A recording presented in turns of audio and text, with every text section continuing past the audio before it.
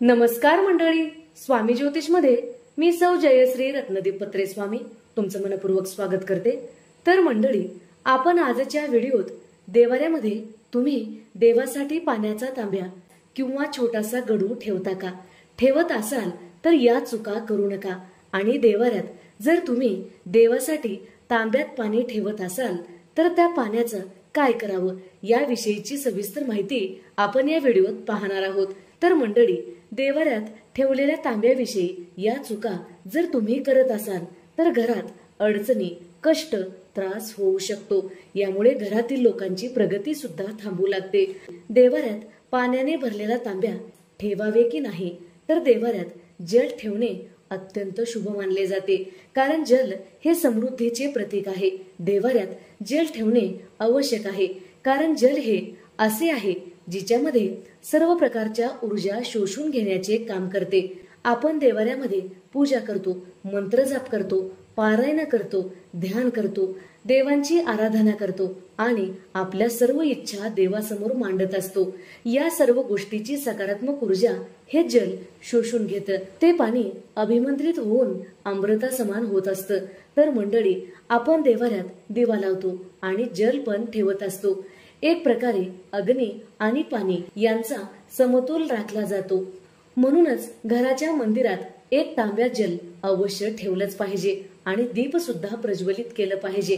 आपण देवपूजा करताना एक तांब्याचा गडू आपण देवाऱ्यात देवांसाठी पाणी ठेवत असतो आणि दुसऱ्या दिवशी ते जल आपण सांडून देतो आणि दुसरे पाणी त्यामध्ये भरून ठेवतो। हीच मोठी चूक आपल्यावर भारी पडू शकते, आपल्या घरामध्ये अडचणीचे कारण बनू शकते किंवा घरात सुख समृद्धीची कमतरता भासू लागते।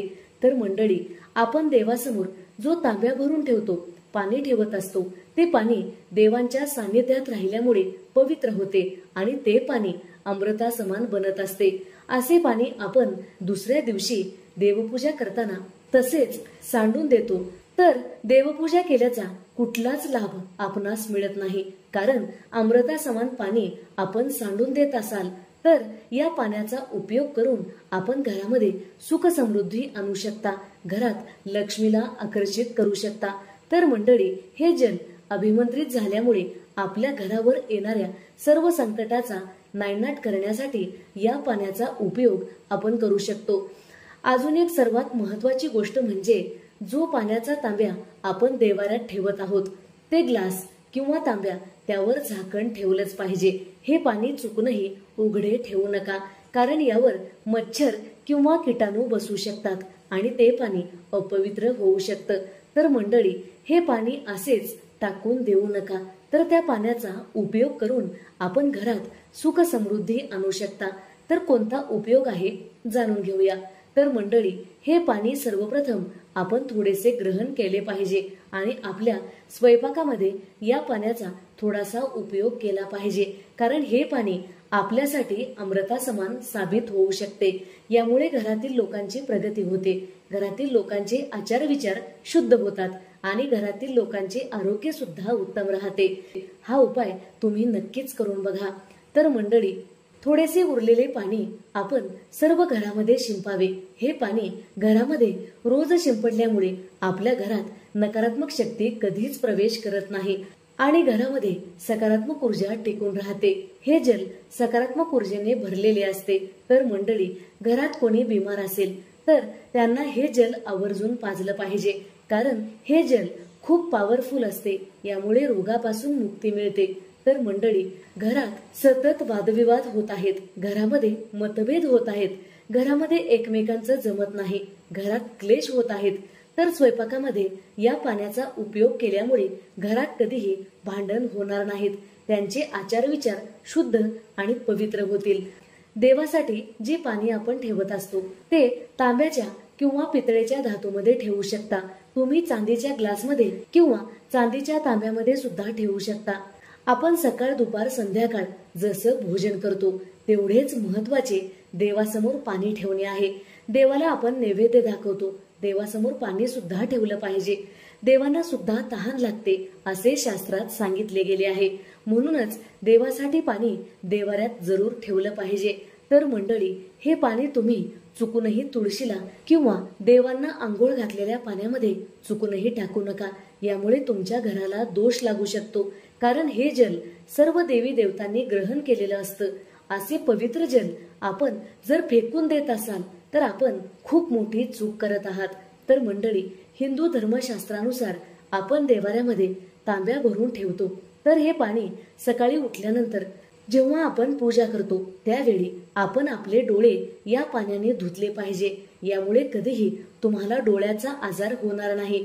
तर मंडळी, शास्त्रानुसार जो कोणी देवाऱ्यात पाणी ठेवत नाही त्यांच्यावर अडचणीचे डोंगर येऊ लागतं. त्यांच्या घरात एक अडचण संपली की दुसरी अडचण येऊ लागते. घरात अडचणी, क्लेश, वादविवाद, नकारात्मक ऊर्जा भरून जाते आणि घरात बिमारी वाढू शकते. तर मंडळी, आपल्या घराला किंवा आपल्या व्यवसायाला, आपल्या नोकरीला किंवा घरात येणाऱ्या पैशाला जर कोणाची नजर लागलेली असेल तर आपण हे पाणी आपल्या व्यवसायाच्या ठिकाणी शिंपडलं पाहिजे आणि स्वतःही ग्रहण केलं पाहिजे. यामुळे जीवनात येणाऱ्या सर्व अडचणी हळूहळू दूर होतात. तर मंडळी, अजून एक महत्वाची गोष्ट म्हणजे आपण ठेवलेल्या पाण्याचा उपाय जर आपण स्वयंपाकात करत असाल तर ते अन्न सात्विक असलं पाहिजे. जर तुम्ही मांसाहार करत असाल तर त्या पाण्याचा चुकूनही उपयोग करू नका. तुम्हाला खूप मोठा दोष लागू शकतो. हे जल स्वयंपाकात न मिसळता तुम्ही हे जल थोडंसं ग्रहण करावं. यामुळे आपणास दोष लागणार नाही. देवाऱ्यात आपण जो तांब्या भरून ठेवतो तो तांब्या रोजच्या रोज स्वच्छ केला पाहिजे. तो तसाच घाणेरडा ठेवू नका किंवा पाणी काढून तसेच नंतर दुसरं पाणी भरू नका. तर पाणी भरण्याआधी तो तांब्या किंवा ग्लास स्वच्छ धुवून ठेवला पाहिजे.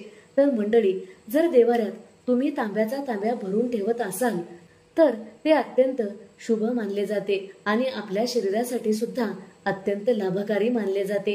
एकंदरीत तांब्याचा तांब्या देवाऱ्यात ठेवल्यामुळे आपल्या जीवनातील सर्व अडथळे, अडचणी दूर होऊ शकतात. म्हणूनच देवाऱ्यात तांब्याचा तांब्या अवश्य ठेवलाच पाहिजे. जर व्हिडिओ आवडलेला असेल तर नक्की लाईक करा, शेअर करा, सबस्क्राईब करा, बाजूच्या घंटीला ऑल करा. त्यामुळेच मी टाकलेले प्रत्येक व्हिडिओ तुम्हाला पाहता येतील. धन्यवाद.